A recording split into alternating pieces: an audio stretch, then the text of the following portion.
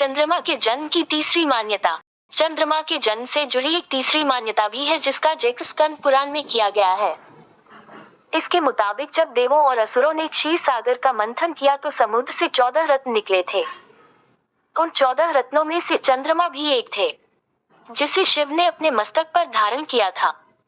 दरअसल समुद्र से निकले विष को लेकर जब हाहाकार मचा तो शिव ने पूरा विष स्वयं पी लिया, जिससे उनका गला नीला पड़ गया।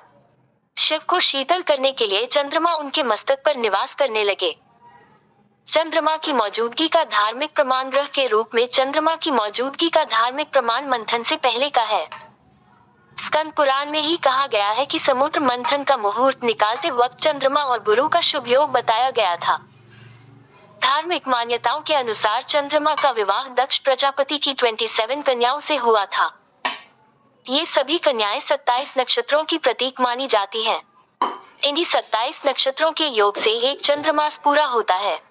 27 पत्नियों वाले चांद को क्यों और किसने दिया श्राप? दाग लगने का क्या है रहस्य?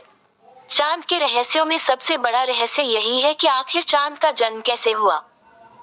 इसके पीछे विज्ञान के अपने तर्क हैं और धर्मग्रंथों की अपनी मान्यताएं। जल के देवता चंद्रमा, मन के कारक चंद्रमा, सभी 27 नक्षत्रों के स्वामी चंद्रमा।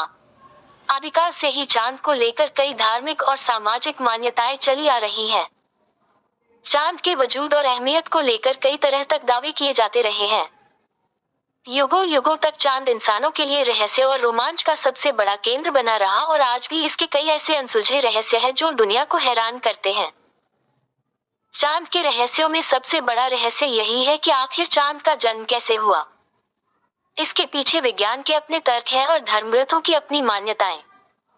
बताते हैं आपको अलग अलग पुराणों में चांद के जन्म के बारे में क्या कहा गया है। चांद के जन्म का रहस्य। मत्स्य और अग्नि पुराण के मुताबिक चांद की उत्पत्ति ब्रह्मा की कृपा से हुई।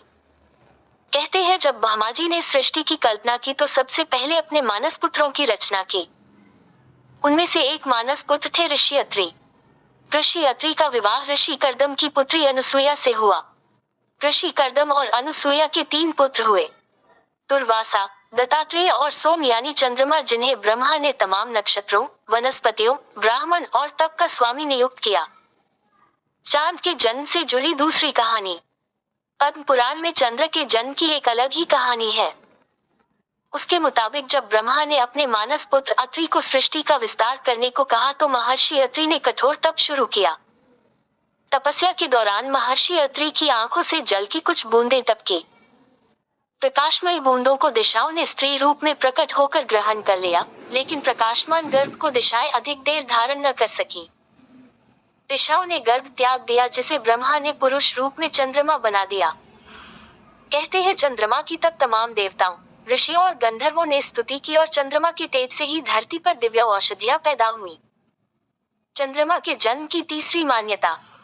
चंद्रमा के जन्म से जुड़ी एक तीसरी मान्यता भी है जिसका जिक्र स्कंद पुराण में किया गया है। इसके मुताबिक जब देवों और असुरों ने क्षीर सागर का मंथन किया तो समुद्र से 14 रत्न निकले थे।